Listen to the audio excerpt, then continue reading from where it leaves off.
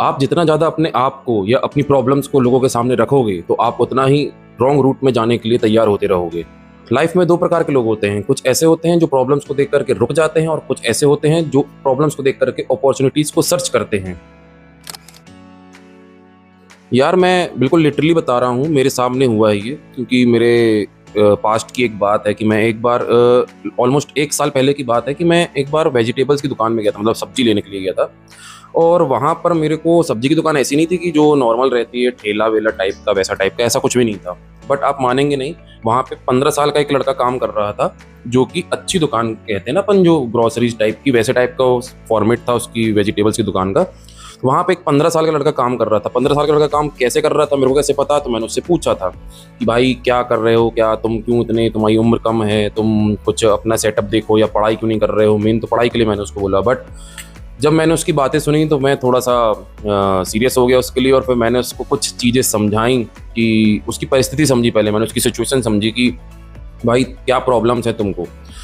तो थोड़ा बहुत उसने बताया, बट उसके बाद फिर मैंने थोड़ा सा उसको सजेशन जो दिया, तो आप मानेंगे नहीं, बहुत दिनों बाद जब मैं वापस से उसी दुकान में गया था, तो मेरे को वो लड़का अपनी बाजू में एक छोटे सेटअप को लेकर के अपनी वेजिटेबल की दुकान खोला हुआ मिला। हाँ, वो ठेले वाली थी, बट उसने वो चीज़ उस समय मेरी सुनी और मोटिवेट हुआ।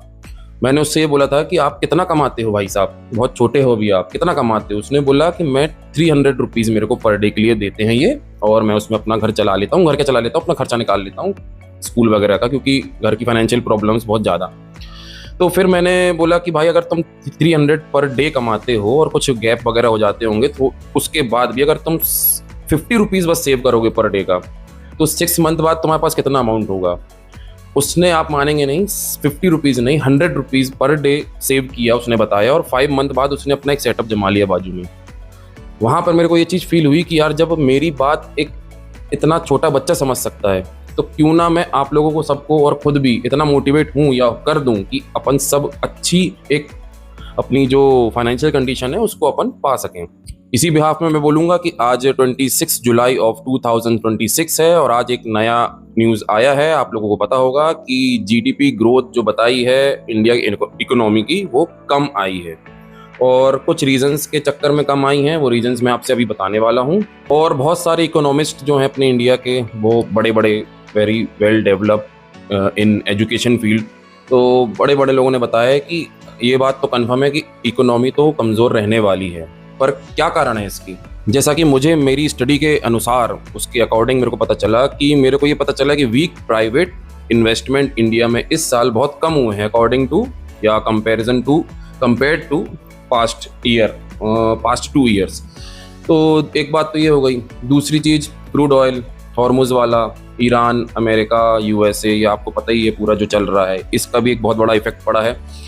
तीसरे के पहले मैं सेकंड को और अच्छा क्लियर करना चाहूँगा, क्योंकि सीज फायर हो चुका था, ऑलमोस्ट हो ही गया था, सब कुछ हो गया था। बट उसके बाद भी फिर से ट्रम्प दादा ने, जैसा मैंने बताया, कि फिर से हॉर्मुज़ पर अटैक और ये और वो चालू कर दिया है। तो अभी सेकंड कंडीशन तो ये है।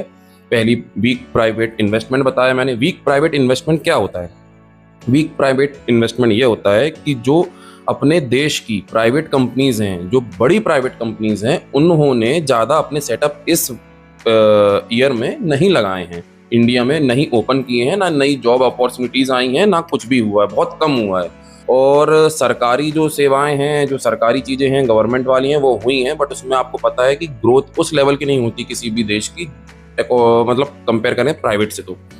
तो इसके बारे में, ये वीक प्राइवेट इन्वेस्टमेंट के लिए मैंने एक अलग से वीडियो बना रखा है, मैं आपको बताऊंगा, उसकी लिंक भेज दूंगा, तो आप उसको देखिएगा, मतलब कमेंट सेक्शन में डाल दूंगा मैं। तो ये सब जान करके आपको समझ में आ रहा होगा कि जो मेरा जो बेसिक चीज़ है जो मैं बताने के लिए आया हूँ, मैं पहले मोटिवेशन इसलिए दे रहा हूँ, वो जो मैंने अपने वेजिटेबल वाली बात बताई, वो बंदे की, छोटे से बंदे की, छोटे उम्र में, वो इसलिए बताई क्योंकि अगर मोटिवेशन कोई ऐसे ले सकता है, तो कोई कुछ बता रहा है तब तो और अच्छे से ले सकता है, अगर उसके पास नॉलेज हो। तो अभी जैसा मैं समझ पा रहा हूँ कि जो प्रेशर है, वो तो प्रेशर आएगा ही आएगा, जो जितनी महंगाई बढ़ेगी, तो जो इन्वेस्टर्स हैं, बेसिकली उस पे आता हूँ जिसकी मैं बात बताने वाला हूँ, कि एसआईपी म्यूचुअल फंड के जो इन्वेस्टर्स हैं, उनके ऊपर तो प्रेशर आएगा ही, वो तो मार्केट को देख करके हटने ही वाले हैं। भगने ही वाले हैं और उनका वो सोचना जायज़ भी है। बट वही अगर मेरे जैसे लोगों का वीडियोस देख लें या थोड़ी सी स्टडी कर लें तो उनको ये समझ में आएगा कि ये अपॉर्चुनिटी का खेल है। अभी अगर इन्वेस्ट करोगे तो ज़्यादा आपको हर चीज़ एवरेज में बहुत कम में मिल रही है, मतलब ये डिस्काउंट प्राइस में मिल रहा है आपको सब चीज़ें। और डिस्काउंट प्राइस में अगर कोई चीज़ मिलती है तो सबसे पहले अगर आप एक बात बताइए, आप कहीं सेल देखते हैं, सबसे पहले वहाँ पे गाड़ी मोड़ लेते हैं, स्टीयरिंग मोड़ लेते हैं, वहाँ पे जाते हैं ना आपकी भाई सेल लगी है, सेल लगी है। तो भाई अभी इंडिया में सेल लगी है 2-3 ईयर्स से, पास्ट 2-3 ईयर्स से कोई भी रिटर्न्स अच्छे नहीं आ रहे हैं, ना म्यूचुअल फंड के आ रहे हैं ना स्टॉक्स ऊपर जा रहे हैं। तो इसका आपको फ़ायदा उठाना चाहिए और सबसे पहला ये काम करना चाहिए कि पैनिक में आकर के अपनी जो आपने इतने समय से सोच के समझ के इन्वेस्ट करके रखी हुई अपने पास संपत्ति है मार्केट की, उसको पैनिक में आकर के सेल आउट मत करना मेरे दोस्त, मत करना। नहीं तो मेरा बोलना, सबका बोलना और जो स्टडीज़ बोलती हैं, जो पास्ट स्टडीज़ बोलती हैं, सब बर्बाद हो जाएगी आपके लिए। तो आप मेरी एक बात बस मानिए कि अभी पैनिक होकर के जो देखिए, आपका अगर इमरजेंसी फंड नहीं है आपके पास तो फिर मैं क्या होता हूँ बोलने वाला, आप वन टच में अपना रिडीम करिए, कोई दिक्कत नहीं है। मेडिकल इमरजेंसी है, कोई ऐसी इमरजेंसी जिसको आपको सॉल्व करना ही पड़ेगा, उसमें मैं कुछ नहीं बोल रहा हूँ। बट अगर इमरजेंसी फंड आपके पास एक्स्ट्रा रखा हुआ है 6 मंथ का, एटलीस्ट 6 मंथ का रहता है एक फंडा, तो उसके बाद प्लीज़ उसको टच मत करिए। मेरी बात आपको समझ में आएगी जब ये सब चीज़ें रिजॉल्व हो जाएंगी। सो मेरा कहने का मतलब यही है कि अपना पोर्टफोलियो को ब्रेक मत करिए। पोर्टफोलियो रहेगा तो आप बढ़िया रहेंगे, पोर्टफोलियो बढ़िया रहेगा तो कॉन्फिडेंस रहेगा, कॉन्फिडेंस रहेगा तो बैक सपोर्ट रहेगा माइंड में, और बहुत गजब की अपॉर्चुनिटी रहती है ये जब आपका पोर्टफोलियो बहुत अच्छा हो जाता है और आप टिके रहते हैं। थोड़ा डिसिप्लिन दिखाइए। थोड़ा सा मेरे जो व्यूअर्स हैं वो कंफ्यूज हो सकते हैं कि मैं मोटिवेशन से चालू करके फिर न्यूज़, ट्रेंडिंग न्यूज़ भी आई और फिर ये मार्केट। मैं बेसिकली मार्केट की बात करना चाहता था, लेकिन आप एक बात बताइए कि मैं आपको कब तक ये समझा सकता हूँ कि आप इन्वेस्ट करो, इन्वेस्ट करो, इन्वेस्ट करो, इन्वेस्ट करो। कब तक समझा सकता हूँ मैं आपको? तब तक समझा सकता हूँ जब तक आप सुनेंगे, अदरवाइज यू विल स्वाइप। कुछ नहीं है, कोई मतलब नहीं मेरा समझाने का।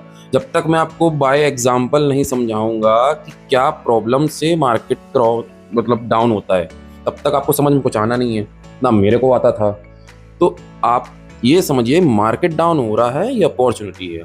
हालांकि मैंने फिर से बोल रहा हूँ कि आपको इमरजेंसी फंड है तो ठीक है, नहीं तो ऐसा नहीं कि आपको बहुत इमरजेंसी है किसी चीज़ की और आप पैसा ही नहीं निकाल रहे हो, फिर तो आप रिडीम करो, बढ़िया आपका पैसा है। बट अगर आपके पास इमरजेंसी फंड है तो आप उसको वैसे ही एज इट इज़ रहने दीजिए। और मेरी सलाह ये है, आपके पास पैसा है तो आप और एक्स्ट्रा इन्वेस्ट करिए, एवरेज बनाइए। एवरेज कॉस्टिंग का मेरा एक शॉर्ट डला हुआ है, वो आप देखिएगा, हालांकि बहुत नॉर्मल चीज़ है।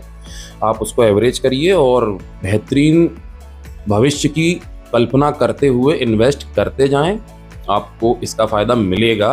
क्योंकि भाई फिर वही वाली बात है, अगर 100 रुपये करके वो लड़का जिसको मैंने 50 रुपये दिन बोला था और 25 डेज रखा था मंथ के कि भाई 5 दिन तू नहीं काम करेगा, 50 रुपये के हिसाब से भी तू 6 महीने में इतना अमाउंट कर लेगा कि तू भाई एक ठेले में सब्जी तो खुद की बेच सकता है, तो तू ओनर बन सकता है अपने बिजनेस का, नौकर की जगह। तो भाई अगर वो मेरी बात समझ करके, ऐसा उसने बताया और वो बहुत ईगर हो रहा था मेरे को, जब मेरे से मिला तो मेरे को बहुत भावुक उससे मिला, वो सीरियस होकर के कि मैंने आपकी वो बात याद रखी थी। हालांकि उसमें और भी चीज़ें बहुत जुड़ी होंगी, बहुत लोगों ने हेल्प की होगी, या सबसे तो बड़ा होता है माइंड सेट, उसके माइंड सेट ने सबसे बड़ी हेल्प उसकी करी। बट किसी की बात बोलने से कोई चीज़ अगर सुन लेता, समझ लेता है और उसको अगर थोड़ा सा इंटरनली लग जाती है तो वो चीज़ उस पर काम करने लगता है। ऐसे ही मैंने भी कभी किया था, ऐसे ही आप भी कभी कर रहे हो। तो अगर वो 100 रुपीज़ जोड़ करके 2500 मंथ का करके 5 मंथ बाद उसी को पैसे को लगा करके एक ठेले में अपनी खुद की सब्जी भर सकता है, बिजनेस कर सकता है, और पर डे अब वो 600 to 700 to 1000 कमा सकता है, तो it is very normal for us कि अपन मार्केट के डाउनफॉल में पैनिक की स्थिति में ना आए। सो अगर आपको मेरी बातें कुछ समझ में आ रही हैं विथ मोटिवेशन, तो इसको आप थोड़ा सा प्यार सम्मान दें ताकि मैं ऐसे कुछ चीज़ें आपसे और बता पाऊँ। बहुत सारे ऐसे एग्जाम्पल हैं, बहुत सारा ऐसा मोटिवेशन है जो बहुत लोगों को बहुत कुछ काम कर सकता है।